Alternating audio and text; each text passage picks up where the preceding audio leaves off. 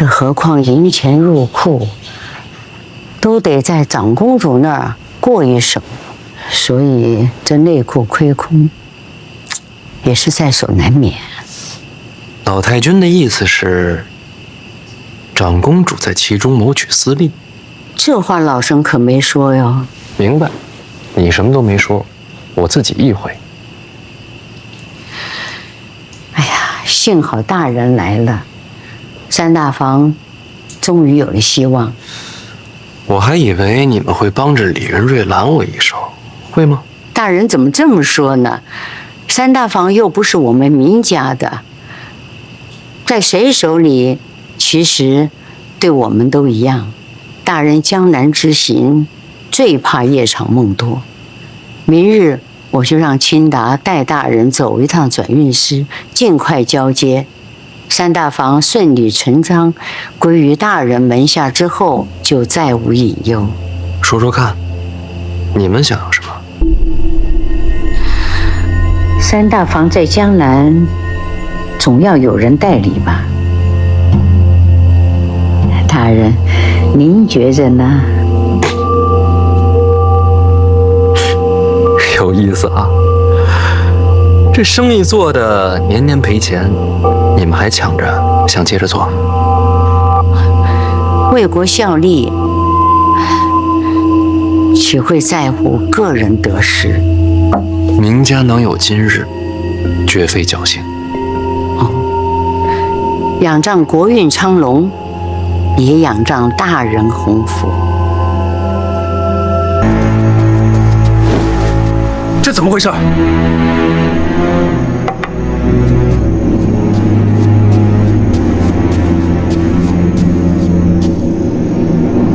哎呀，这是怎么了？天都被烧红了，你没看见吗？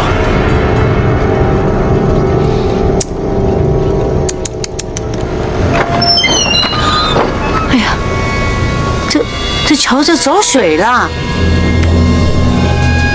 小范大人，小范大人，小范大人，出大事了！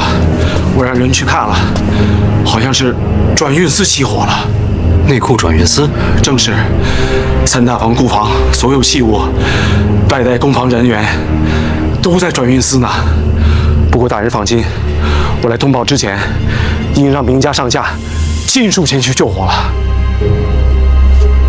家主觉得这火谁放的？不会是人为的吧？毕竟烧了转运司，对谁都没有好处啊！哎呀，幸好我今晚在明家啊，不然怕不是要怀疑明家放火呀！校判大人，明家就是吃了雄心豹子胆，也不敢做出这种事。我知道，当然不可能是明家放的了。毕竟我自己就是人证。不对，也不好说整个明家啊，毕竟家大人多，死的也多。不过最起码老太君和家主肯定是清白的。明某以信义起誓，无论如何也要助大人查清真相。这火烧的夜都亮了。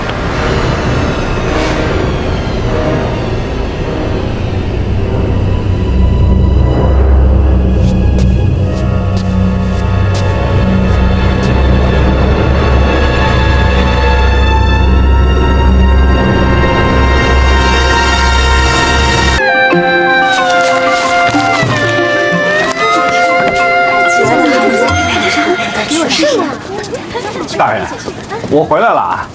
哎呦，这个晦气呀！我在这火场里边啊转了一圈，这三大房的仓库啊都烧尽了，什么也没留下。这火灾原因啊不好查。人呢？都死了，但这尸体数啊，我查了，和三大房的人员数都能对得上，一个都没少。换句话说，就是一个活口都没留。这尸体啊，我也查了，我觉得啊，这里边有蹊跷。我一共查了2具尸体，这喉咙深处啊都没有烟尘，这说明啊他是死后才烧的。但是呢，我怕打草惊蛇，所以呢就只查了这2具。这火灾啊一定不是什么意外。具体线索有吗？烧得很干净，什么都没留下，没什么线索。你觉得3大房意味着什么？内裤，还有无尽的财富。那烧了3大房，对谁有好处？对谁都没好处。所以说这把火烧的只不过是3大房的名字。您的意思是，这里边另有玄机？老王辛苦，守住后门。这把火要是真有蹊跷，这消息就该快到咱们这儿。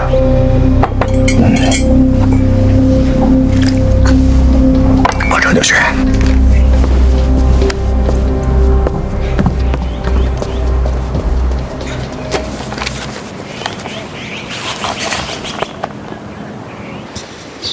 饭前回到住处，再无外出，毫无动作。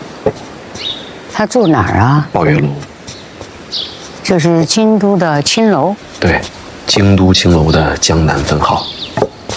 孩儿从来都没有去过，只是道听途说。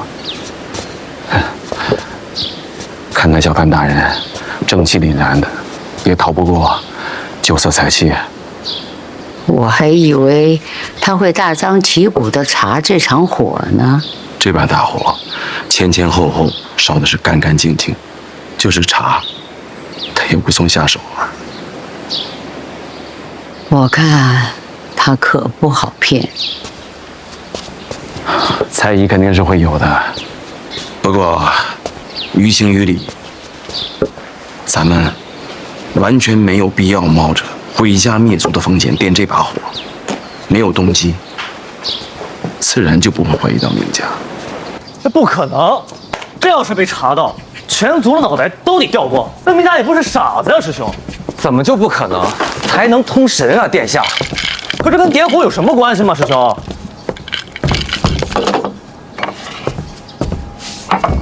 我执黑子。为什么你执黑子啊，殿下？啊，因为是殿下。那行，拆迁吧。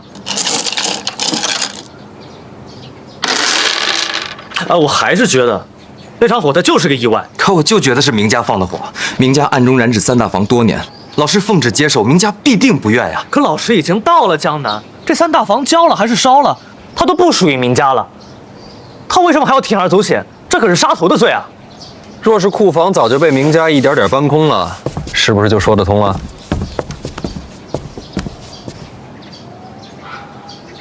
老师，我明白了，这场火是明家故意做给世人看的，他们想转移3大房，然后独吞这些财富。哎，人能为财富贪婪至此，还闹出那么多条人命来，他不怕欠过律法的吗？那可是江南名家，你怎么把人想的那么坏呀？他都不是我把人想的这么坏，殿下，是人为财死，人性就是这样啊！空口无凭，我不信，有这样的事儿吗？有。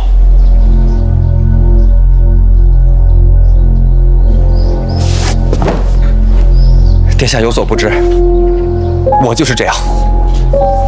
我的家史家镇就是这么被烧没的。府衙送来的报灾文书上说，天干物燥，意外起火。一镇子的人的殿下全死了，他们不会跑吗？然而他们就用意外草草结案了。我不相信，您觉得呢？您觉得是意外，还是人为？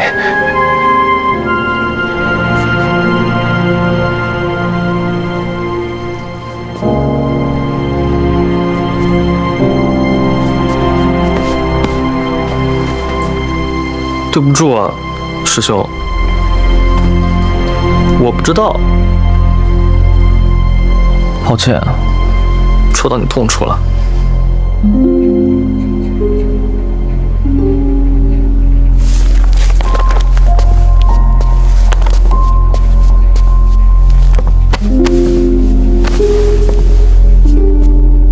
不明白的事情有很多，才能通神，也能使人不再被人。谢必安那边怎么样？谢必安那边也没有怀疑，毕竟这些年来外界一直传闻，我们母子为了家主之位争斗不休。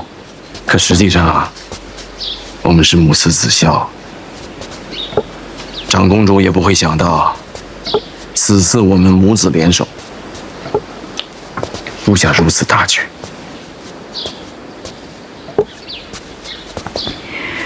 火场可别出纰漏。您放心吧，即便是查，也会把真凶引向李云瑞那边。毕竟啊，大人物的争斗，有谁会把我们这些商贾之流真正放在心上呢？人人都说，千里之堤，毁于蚁穴。可又有谁真正的会去看那些蚂蚁呢？再过几日，调度大船。都已经准备好了。可这几日风声太紧，不敢妄动。等一切都结束了，饭前回京，我就调度大船，把库房和工人运出海。小心人祸。买通了2个主事的，他们以为这个大局是李云瑞安排的。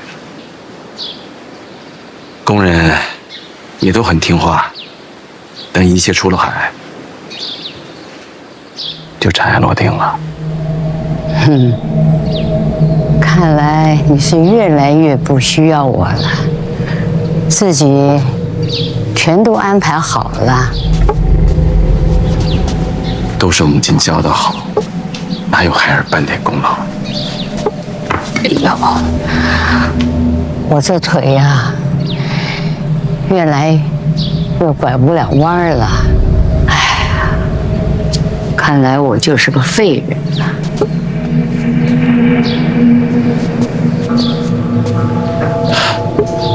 母亲何故自称废人呢？哎，孩儿背你。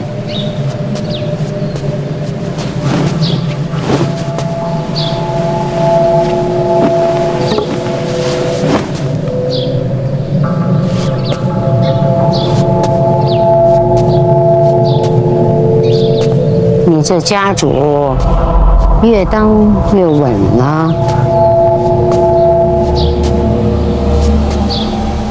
没有母亲提点，家主只是个虚名。你们觉得江南最大的麻烦是什么呢？明家不算。长公主和2殿下，其实也不算。还能是谁啊？有的时候麻烦可以不是指一个人，而是人性。江南这么多年啊，明家一家独大，其余商贾再无起色。明家是富了，但是各县穷困潦倒的却越来越多。所以应该换掉明家呀。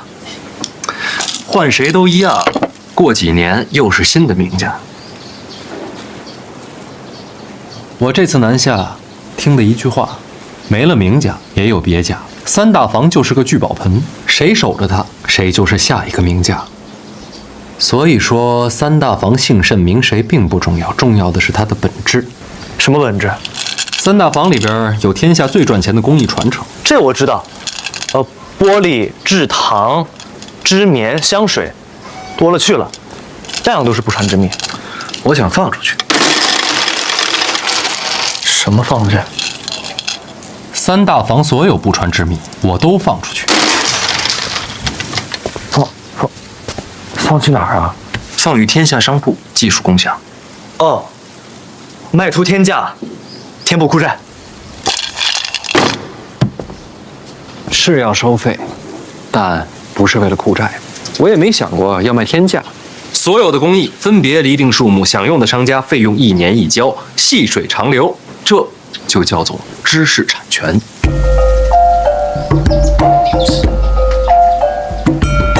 可这么一来，内库所有独占的秘密就都没有了。可这样一来，天下众生就有了希望。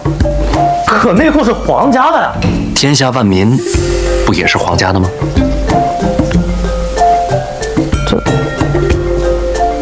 说的好像也对啊。我选知识产权这条路呢，就是觉得真正的财富不该是一家一户，也不是什么皇家商铺，而是天下共进，藏富于民。这条路若是走成了，或许能让那些不被重视的性命多少有些分量。老师，这条藏富于民的路，父皇知道吗？先把事儿办成，再回京都交差。老师，我觉得还是先请旨。这种事情先斩后奏，我怕父皇他雷霆真怒。要做成事儿啊，就不能瞻前顾后的。这种事情先斩后奏，我怕父皇他雷霆真怒。要做成事儿啊，就不能瞻前顾后的。我不看好这条路，但我就当什么都不知道，也没听见，更不会私下上奏告知父皇。多谢，但我真不看好。你呢？我也是，你也不看好。是，我这条路表面上瞧着损皇家利众生，他是皇家子弟，他不看好是常理。你为何不看好？老师的话，其实我没怎么听懂，但是我相信老师的选择一定是对的。那你还不看好？只是这世上大多时候，对错并不重要。老师的这条路动了太多人的利益，我担心这么走下去，终将四面树敌，荆棘密布。这世间常有人说，对错并不重要。但如果对错一直不重要，一直没有人尝试去改变，那三大房的火，史家镇的火，就永远也不会熄灭。老师，这条路我虽不看好，但我愿意陪您走下去，哪怕燃尽此身，亦不言悔。我和师兄一样。你们真的这么想？知道你疯，不知道你这么疯，还带着皇子一起疯。偷听啊！我可不是故意的。老师，学生们先告退了。走吧，我们还没下棋呢。坐吧。怎么说？找我有事啊？过来看看，怕那个云之蓝卷土重来。多谢。不用。按你刚才那条路走下去，要杀你的人恐怕成百上千。一个云之蓝不重要了。所以得麻烦你在江南多住些日子了。以你的身手，除了大宗师，其他九品未必杀得了你。玄空庙被刺之后，我真气炸开经脉，散于体内，时至今日没有恢复，所以我需要你。终于肯承认了？本来也没想真瞒着。你信上可不是这么写的。书信嘛，能看的人太多了，有些话只能当面说。为什么不连我也瞒着？心里过意不去啊。为什么？把你当朋友。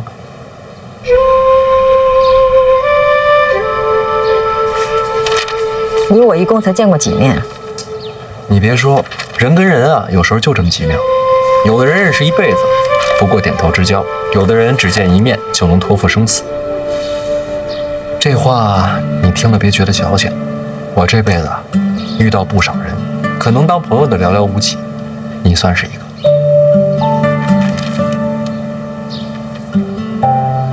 确实矫情。我也这么觉得，以后不说了。所以你要添一道心法，想重修真气。哎呀，死马当活马医吧。把那拿来。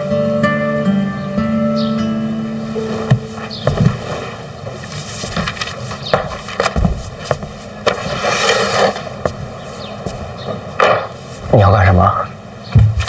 磨墨。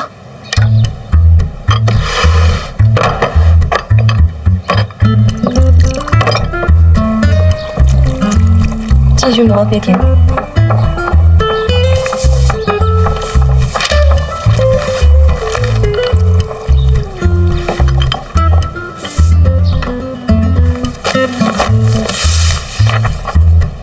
改了什么？师傅做了点手脚，这心法是假的啊？也不全是假的，大部分都是真的，只是动了几处。那我要是照着这个动了手脚的练，会怎么样？也能重修真气，但是到不了9品，搞不好变个白痴什么的。这么歹毒！这苦荷不是说这是我娘给他的吗？对呀，物归原主，他还动手脚。毕竟你是庆国重臣，理解理解。别等会儿，这事儿你知道？我当然知道，那你也不提醒我。信任是相互的，你不坦诚，我怎么敢交心？你猜到我真气出问题了？你跟我写信要心法，傻子都能猜到，你肯定是遇见了意外。如果你跟我隐瞒实情，那练成了白痴也是你自找的。这么狠心吗？以你我的身份，朋友2字何其慎重。那你把这个改回来，苦荷那边怎么交代？不用交代，徒在外，师命有所不受。多谢，世上还是好人多。真矫情。笔给我，干嘛？给你画幅画。什么画？之前给你那本《霸道真气》，少给你几幅画，硬练啊，容易七窍流血。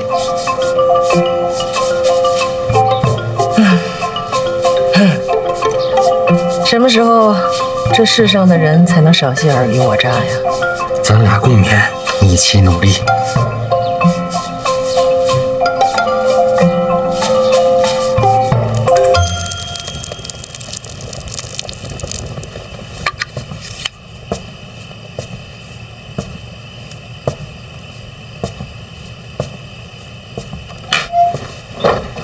大人，您看看谁来了？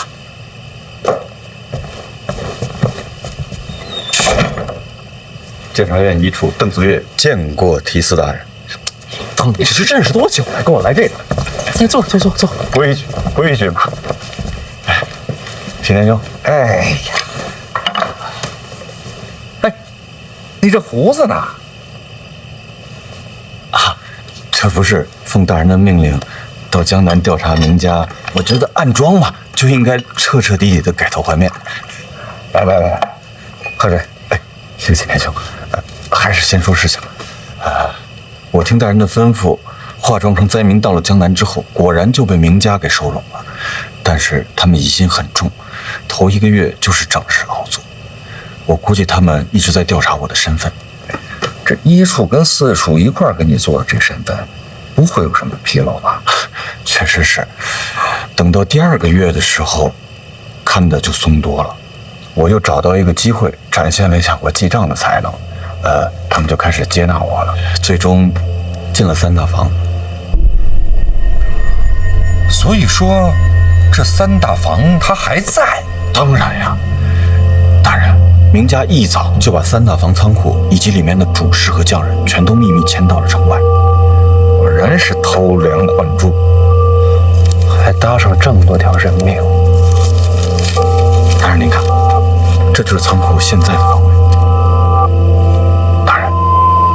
属下以为这个名家纵火屠戮百姓，罪大恶极，当一律问罪。名家肯定得办，但不是现在。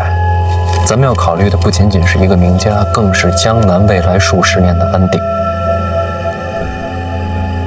大人，属下接下来该如何行事？你离开库房时，有人发现吗？那就连夜回去，装作什么也没发生。暗桩既然已经埋下了，那就接着隐藏。3大房这出戏，不知将来还有什么变数。属下遵命。秦天兄啊，保护好大人。哎呀，你放心啊，老大，你一定保护好自己啊。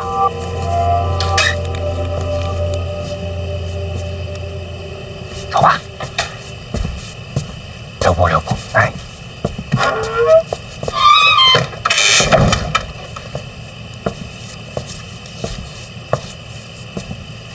影子后来露过面吗？自从那天跟云之兰交手之后，就再没见他的踪影。那就不管他，明天咱俩出城收复三大房。您看，您这个真气没了，对吧？我呢，又只会跑，咱要不然把那朵朵姑娘一起叫上吧？她可不行，人家是北齐圣女，我收复三大房的时候，她若在场，将来有人做文章。老王，关键时刻还得靠咱俩。都听大爷的。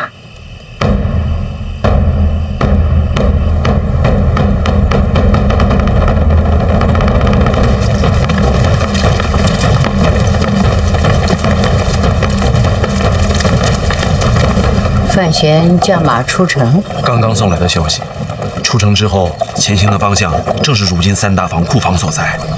库房所在，乃是绝密啊！必是走漏了消息。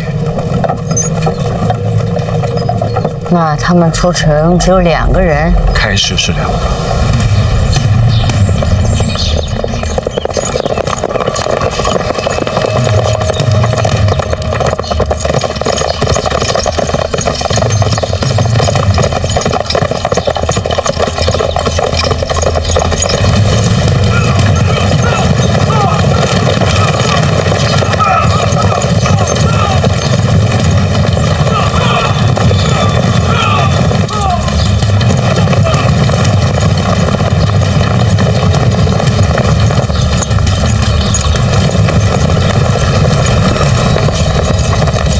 还有骑兵，是监察院的直属黑骑。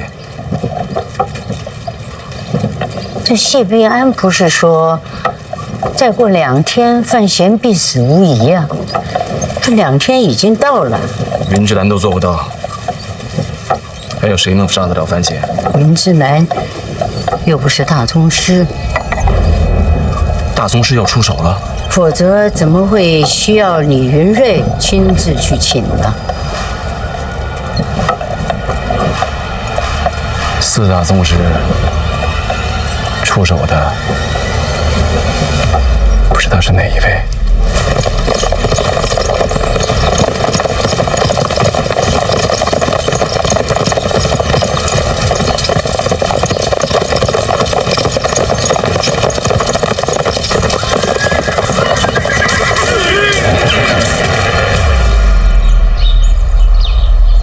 影子大人，我还以为你会一直躲着不见我。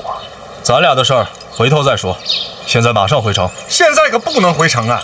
这眼瞅着就拿下三大房了。叶流云正执剑向苏州城一路行来。苦河远在北齐，司顾剑不愿出手，那就只剩下1位了。叶流云，那叶流云是咱庆国的大宗师啊，怎么会对咱自己人下手呢？悬空庙刺杀，叶家被逐出京都。那也跟我家大人没有什么关系啊，那是陛下下的令啊。是啊，所以叶流云的报复就针对皇室。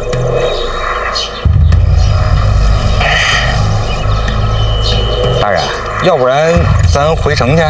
这叶流云他不会在闹市之中出手，对吧？再不行啊，咱就乘船离开这江南。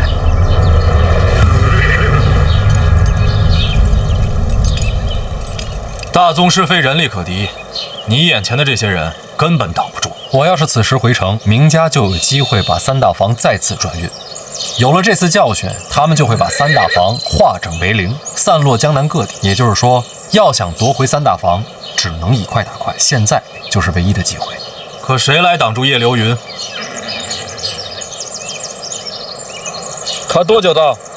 离得倒是远，可凭大宗师赶路的手段，几个时辰就到。我娘的产业，我想夺回来。哎呦，大人，我这月银我真是要少了我。你们这不是寻死吗？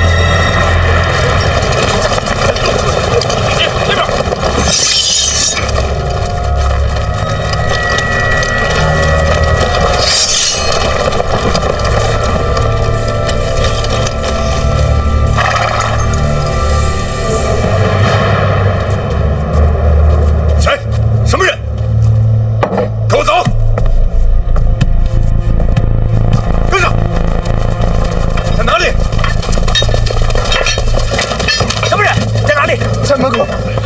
怎么回事？怎么了？走！快！别动！快！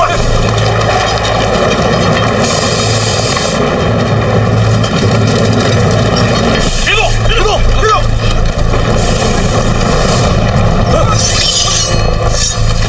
别动！别动！别动！都先别动，都先别动，放下，放下，放下。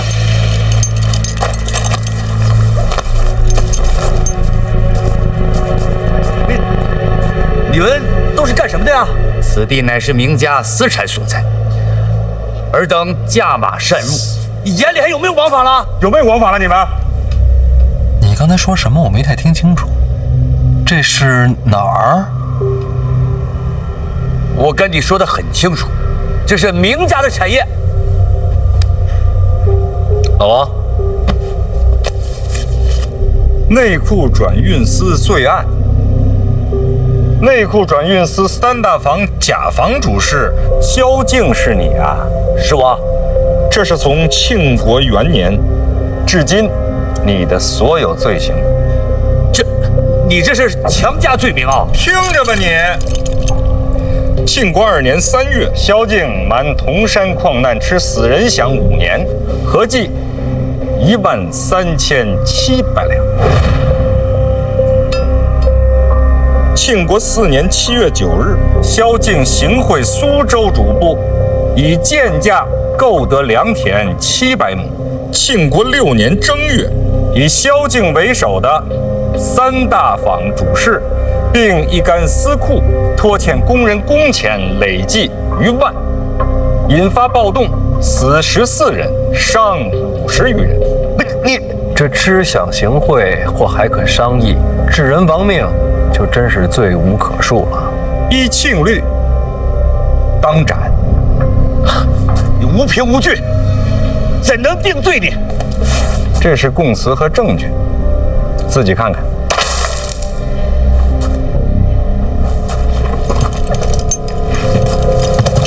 这是论罪，也该开堂审案的这。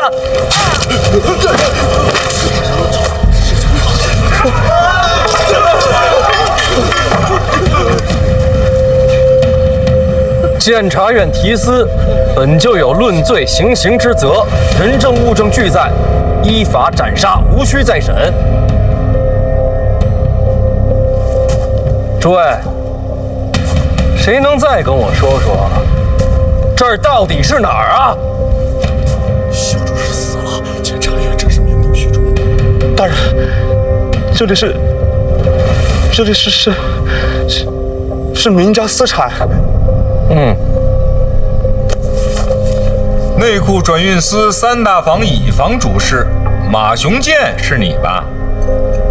正是下官。听着啊，任职以来娶12房小妾，其中9房是为强抢民女，更有2房是杀人亲夫夺人之妻，另有庆国6年暴动一案，马雄建亦与萧敬同谋，数罪并罚，以庆律当斩。大人，这是饶命的，大人，饶命的，我不敢了，大人，您饶了我这一回吧，大人。斩！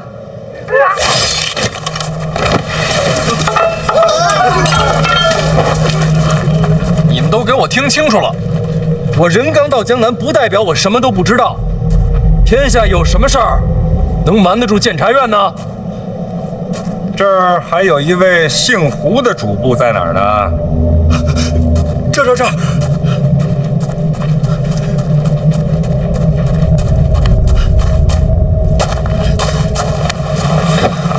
丙房主事胡金林，拜见小番大人。胡主事是吧？你来说说，这儿是哪儿？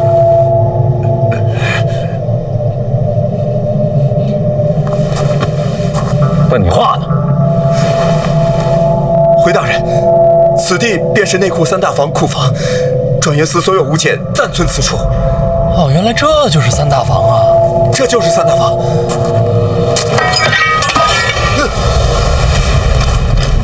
监察院提司范闲，奉旨交接掌管三大房，范某领旨办事。诸位，可还有什么异议啊？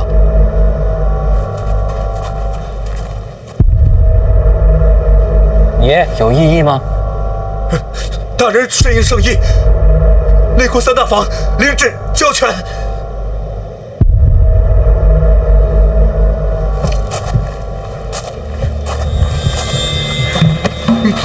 你应该庆幸自己手上没有人命。三大房内可有专门冶炼铁器的器械？有，集中在一个库房。起身带路。好，都给我闪开！闪开！闪开！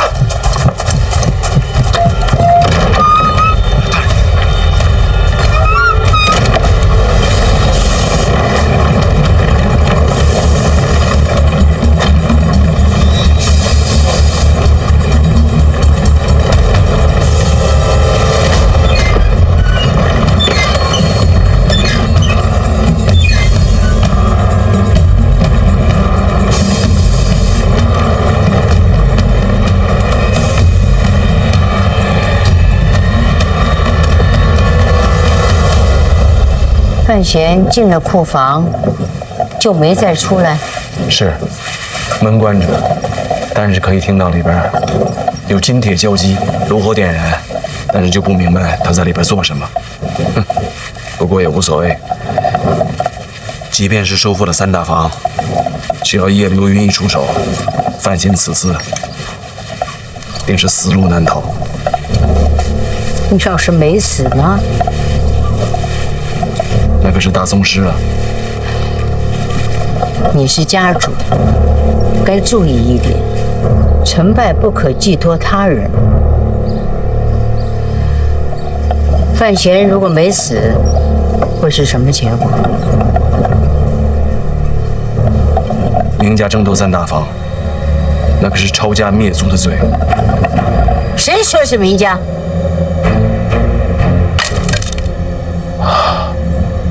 对，明家也是被骗的，有个别族人心存祸心，只是这么一来，恐怕再找一个过继的，也扛不住这么大的罪名了。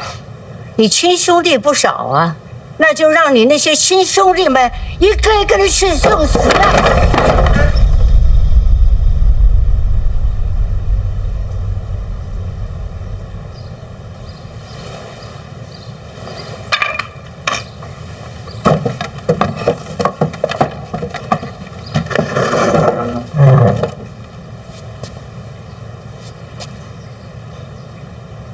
莫嫌息怒，我那几个亲兄弟，别说一个一个去死，就是一起死，也是您说了算。可是怕是这样，也扛不住吧？那还不简单？你和我选一个献祭出去。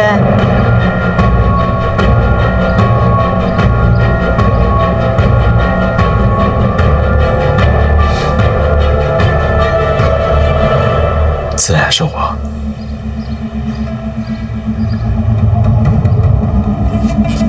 孩儿再贪生怕死，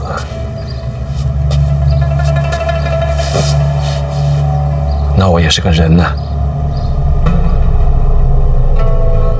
怎么能把自己慈悲宽厚的母亲送出去献祭呢？好儿子，还不到选择的时候，要看看范闲能不能活下来。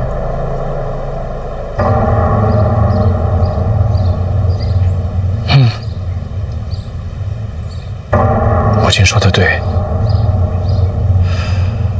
不过这一次范闲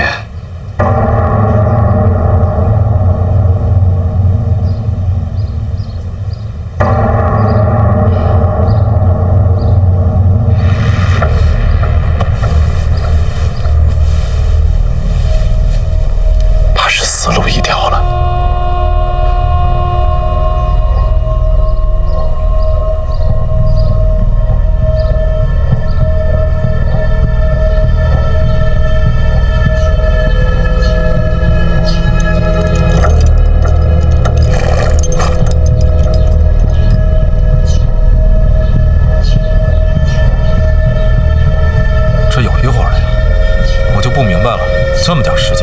还能临时造出个神兵利器对付大宗师。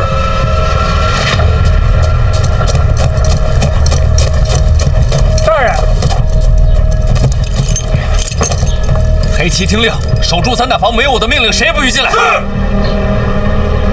叶流云来了，你还等不及了，快到了，我去迎迎他。到！大人，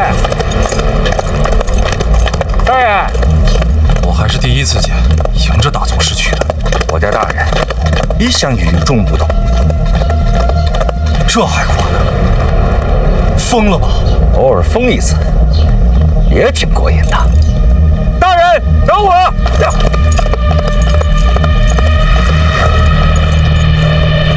疯了！上！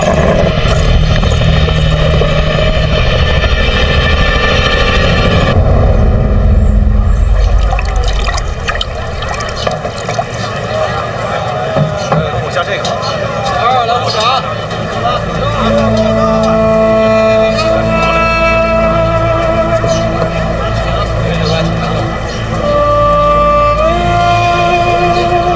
影子大人，你也跟过来啊？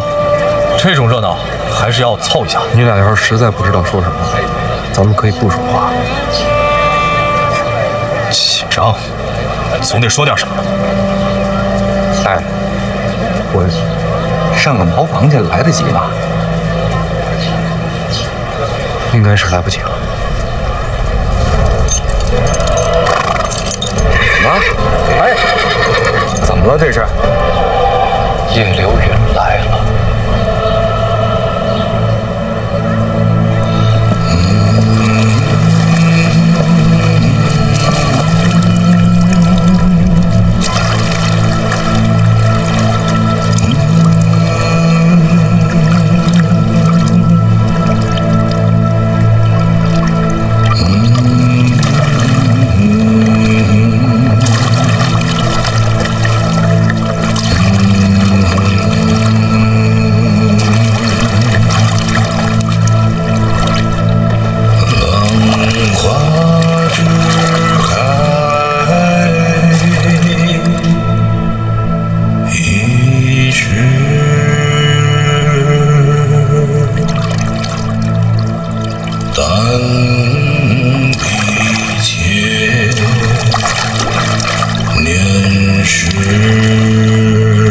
都别跟着，我自己处理。一个人去，不要美女。也好，你死了，我收尸。收什么尸啊？这要是真死了，死无全尸。大人，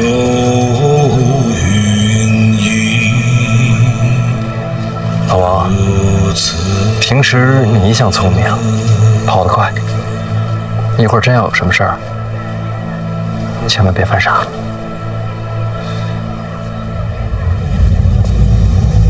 大人。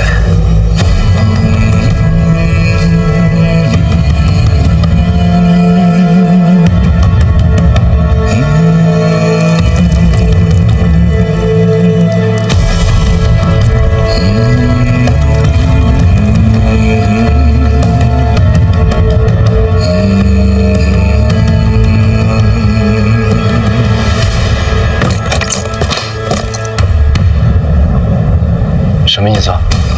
用这个也未必动得了大宗师。没错，大宗师也是人，这超越时代的武器怎么躲？成大宗师者，已不被人间常理束缚，那不成了妖怪？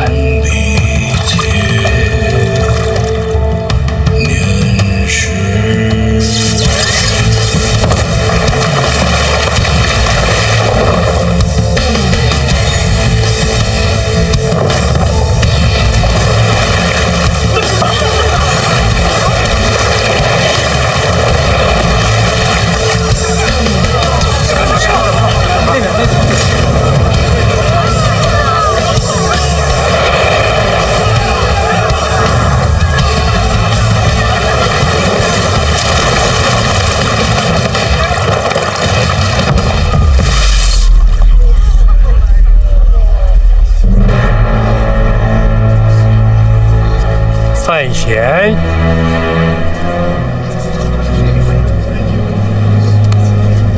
叶先生好。我欠了人情，你离开江南，我不杀你。不好意思，我这人不太听劝。刚才你看到的是什么？神兵利器。怎么不用啊？我想了想，觉得用不上。怎么讲？因为您不会杀我。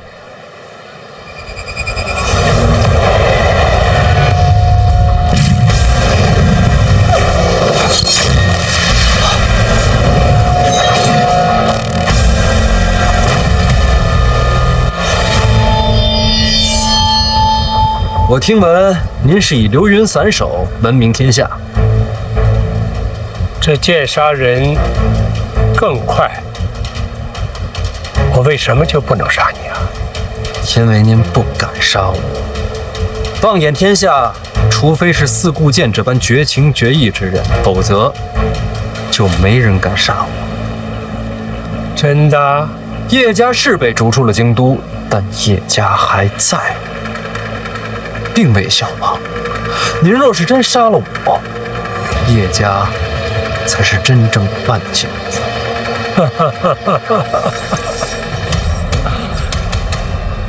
这就是你的底气？先生是天上的流云，潇洒之气，但这么多年终归留了条线在人间。有线在人间，那便还是人。既然是人，终究有情。浪花只开一时，但比千年时，并无甚不同。先生亦是如此。谁告诉你我在乎叶家？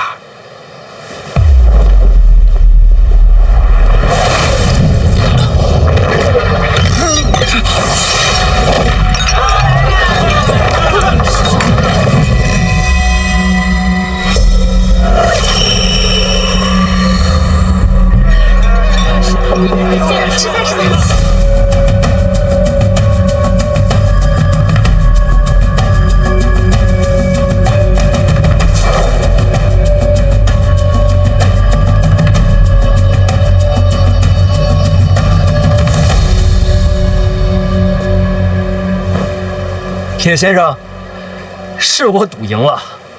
您是大宗师，但依旧是人。赌性够大，够疯的，也不知该说你像谁。多谢叶先生，仅此一次，下不为例。晚辈是想谢谢先生，让我知道，大宗师也可以依旧是人。晚辈这辈子走仕途，也修武道，要是眼瞧着这两条路走到顶点，都没了人性，那还有什么意思啊？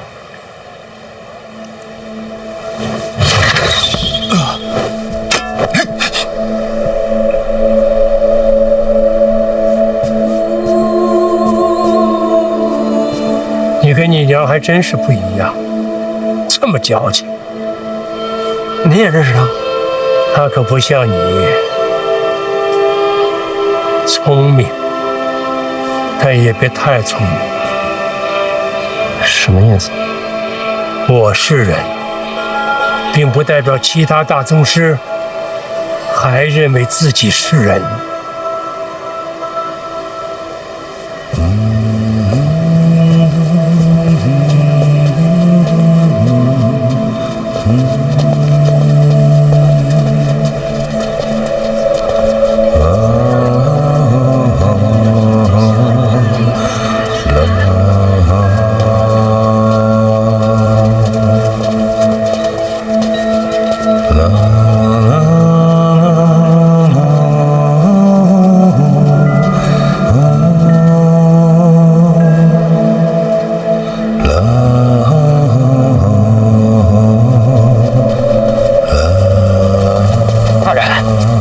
这算是尘埃落定了吧？咱赢了。你怎么知道他不会杀你？拿命赌的。恭喜，命赌赢了。多问一句，既然他不杀你，挥这一剑有何意义？做给京都看的。叶家被流放，大宗师有所不满，这一剑是向京都表达自己的态度。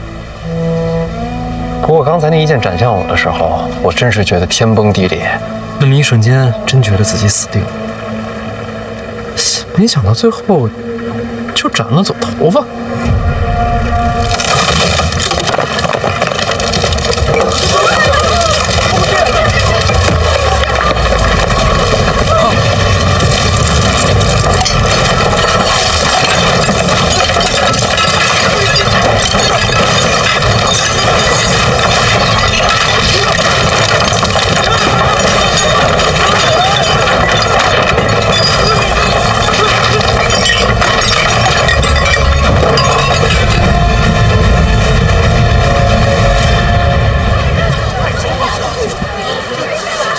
一剑斩楼，这就是大宗师的手段。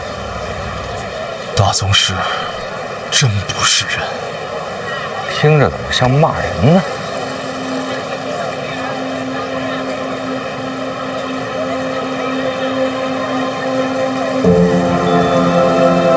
这话错了，其实他们依旧是人。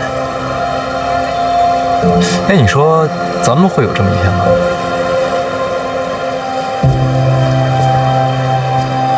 我可能会有。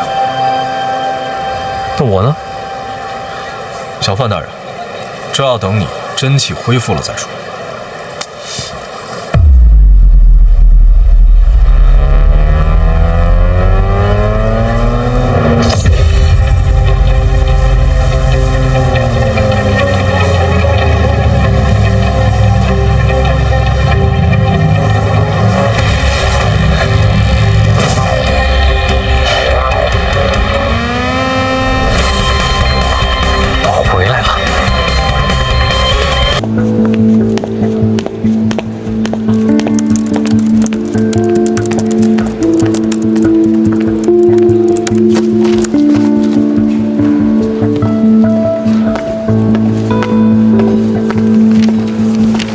叶教授，我论文又新改了一稿，知道您不爱看电子版，放在那吧，我会看的。叶教授，范闲到底死了没？啊！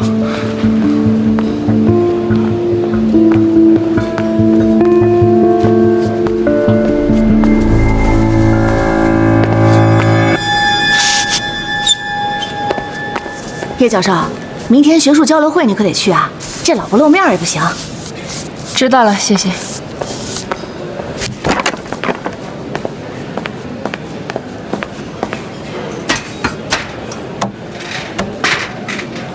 对了，叶教授，那个范闲死了没？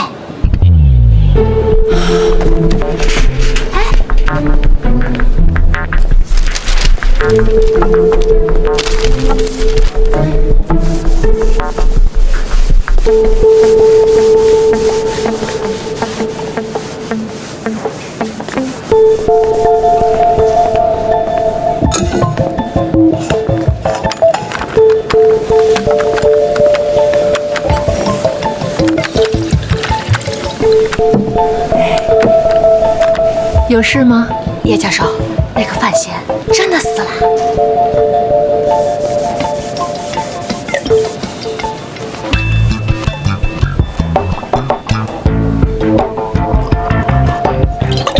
你的那篇写好了吗？还没有呢，我正在构思。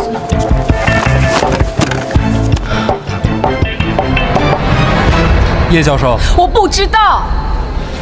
你不知道什么呀？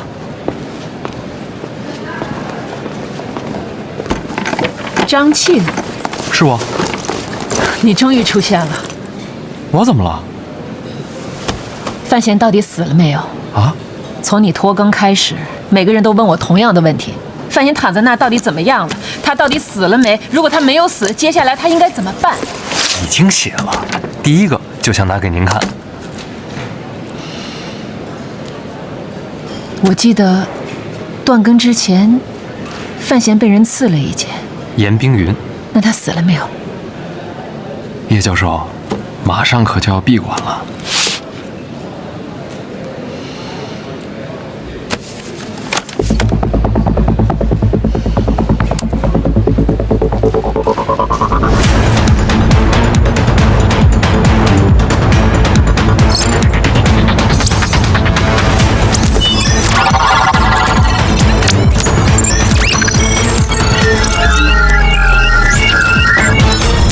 考虑了一夜，你的选择是什么？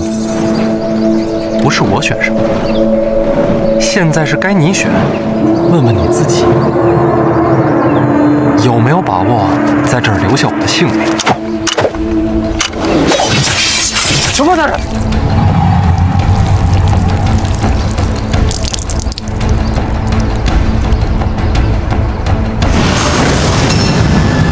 这就是我的决定。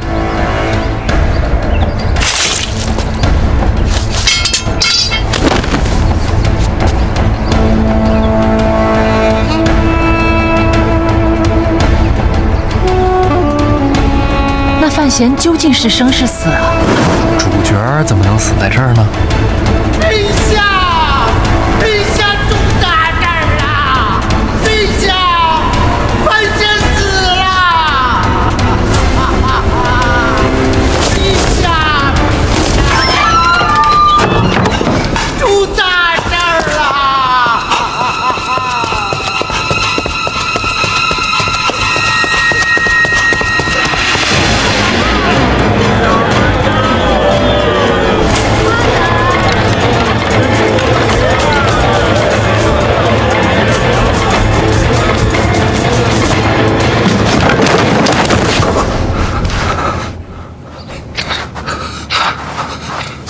局长，局长，快别管我，召集检察院所有的人集合，快！是，快去！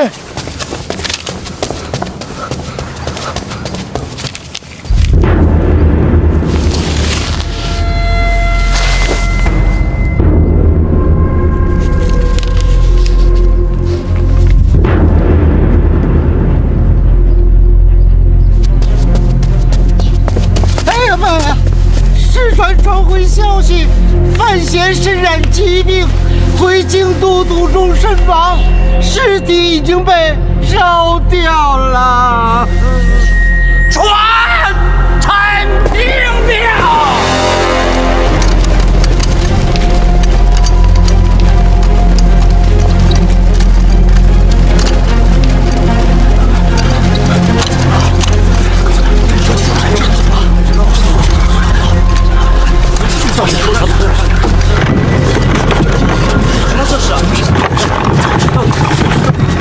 院长，发生什么了？范闲死了，可能要天下大乱。你们在这儿候着，等我休息。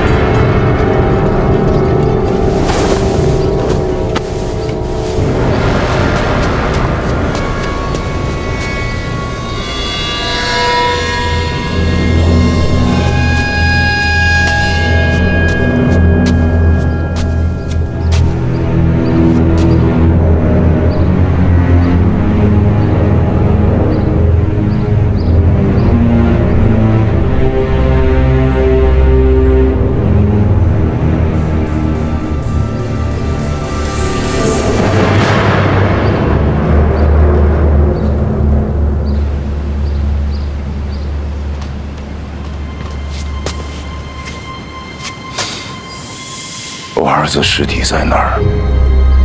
不知道。不知道？你凭什么不知道？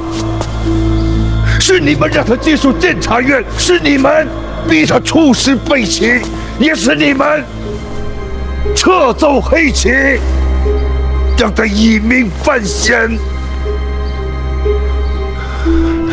现在人死了，剩下的就只有一句：不知道。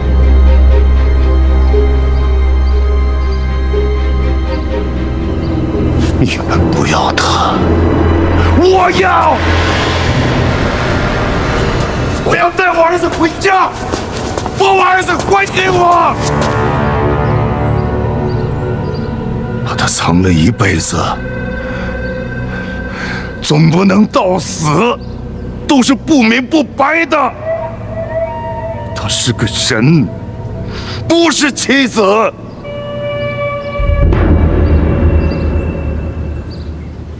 我把命赔给他。行，你现在就死吧！不行。怎么？怕死啊？一个人的命太少，我死之前总要求一个善恶全消。欠他性命的人，我都应该带走。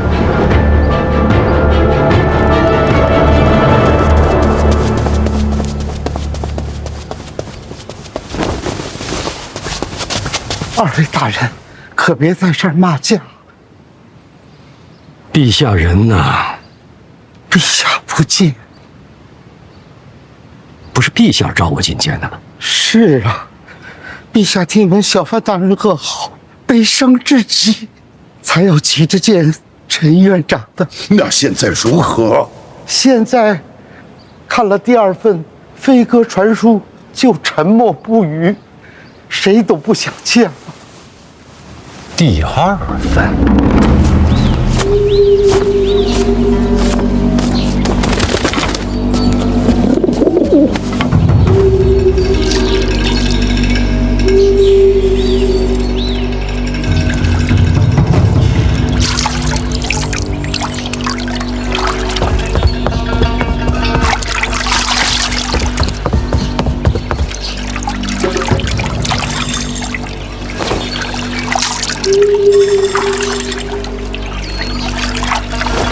殿下，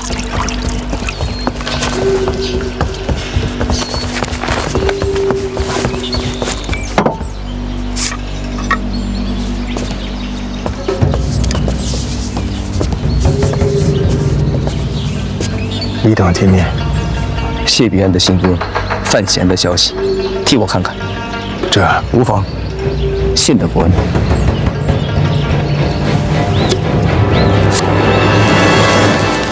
这是陛下让我给您的。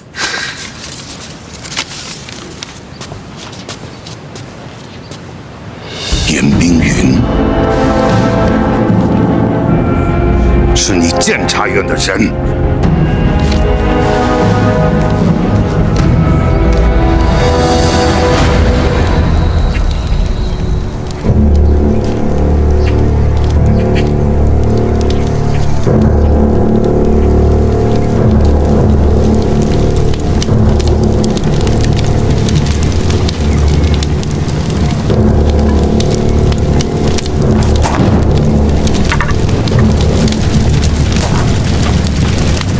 没想到，范闲就这么死了。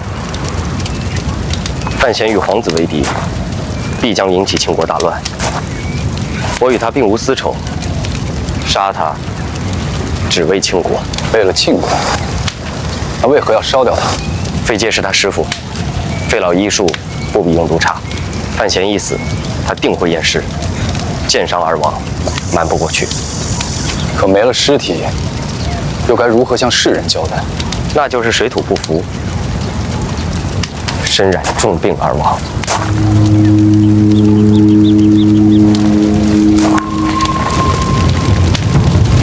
谢必安说范闲死了，尸体已经烧了。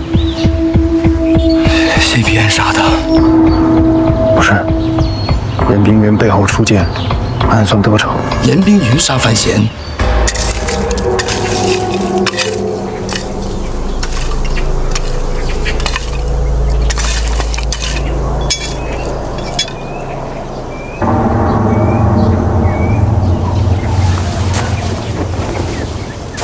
确实少。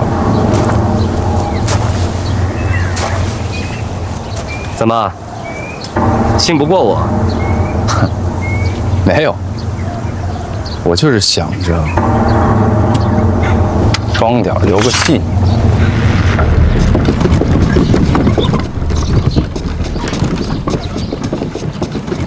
怎么会是严冰云动手的？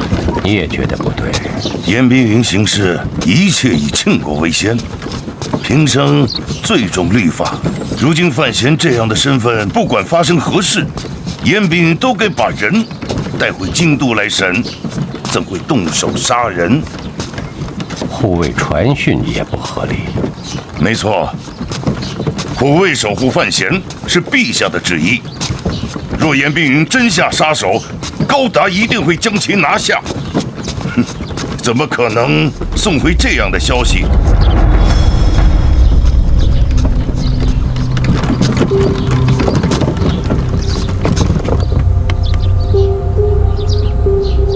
难道消息有问题？难道是假死？有可能。这小子闹什么假死？你说他这么做是为了什么？为什么已经不重要了。此刻的范闲万劫不复。陛下，他这是欺君。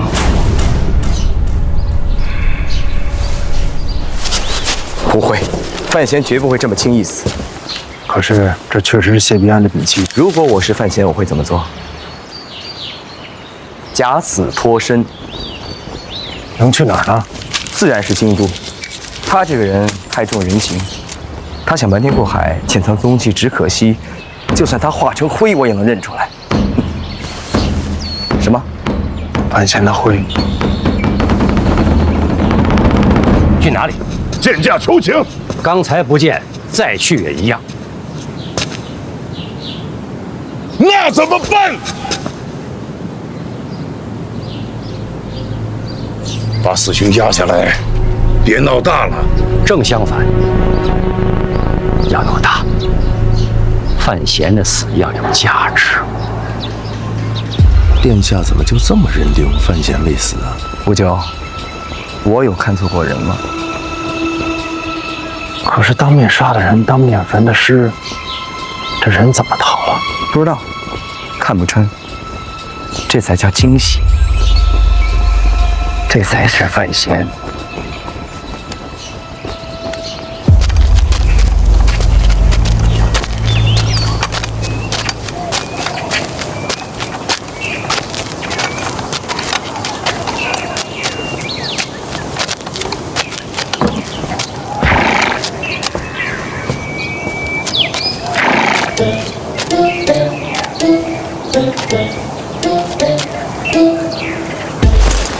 还给你，我看看这剑啊。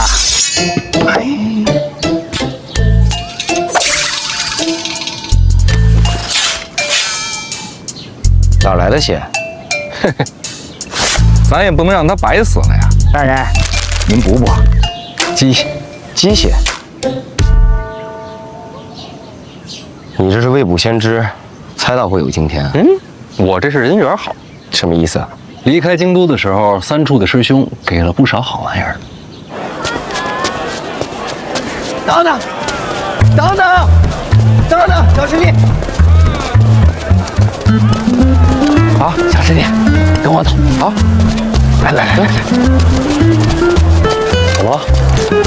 你们俩在这守好啊！快！想什么呢？来拿，有一件重要的东西一定要给你。哎，这是，看。好不好玩？这个头啊，从这进，从这出，这里边装了血囊了，出血量自己控制。有点意思啊。哎呀，敌我半柴嘛，危急重重，实在不行也可以死一死啊。哎呦！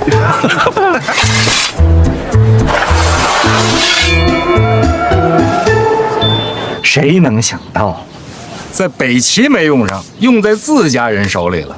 你脸还没擦呢。他这是故意的，显得自个儿辛苦。哎呀，不辛苦不辛苦，为大人做事情啊，我心甘情愿，赴汤蹈火，在所不辞。亏你想得出，还准备了一把火。不烧不行，谢必安定会仔细检查。也是辛苦老王啊，还得在下边挖个坑道，在下边等我。哎呀，接应大人嘛，何其荣光！那骨灰哪来的？大人有所不知啊，咱们使团这一路上啊，备了2车吃食，我在里面呢找了半扇风干猪，把这猪烧完之后吧，那个头大小跟大人差不多。哎，大人，我错了啊，我不能拿您跟猪比啊！不，这话说的，大人您要生气的话，您踢我2脚。来，行了，你这演的可不如小严公子啊！我哪能跟小严公子比呀？小严公子那演的那跟真事儿似的。其实还是有破绽。什么破绽？这种温度的火，要想把人烧成灰，这么会儿时间可做不到。不过我想了想，谢必安一个使剑的，烧人未必拿手，他想不到。你烧人拿手？我家大人烧什么都拿手，这鸡就是我跟大人学的。我家大人那是秀外慧中，样样精通，这还押上韵了。接下来呢？什么打算？滕子京、妻儿、范思哲，还有老师，要真是都在老二手里，我心不安。想救人，车队慢慢走，我先回趟京都。你胆子挺大呀！我能问你个事儿吗？什么？为什么选择站在我这边？你真不怕庆国动荡？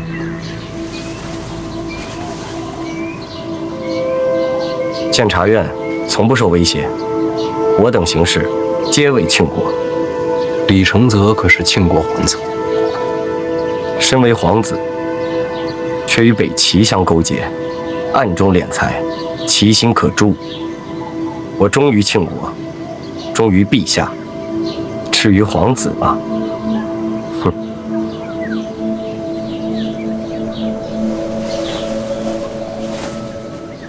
王启年在呢，回头给小严公子送块匾，匾上写什么呢？大庆卫士。好匾。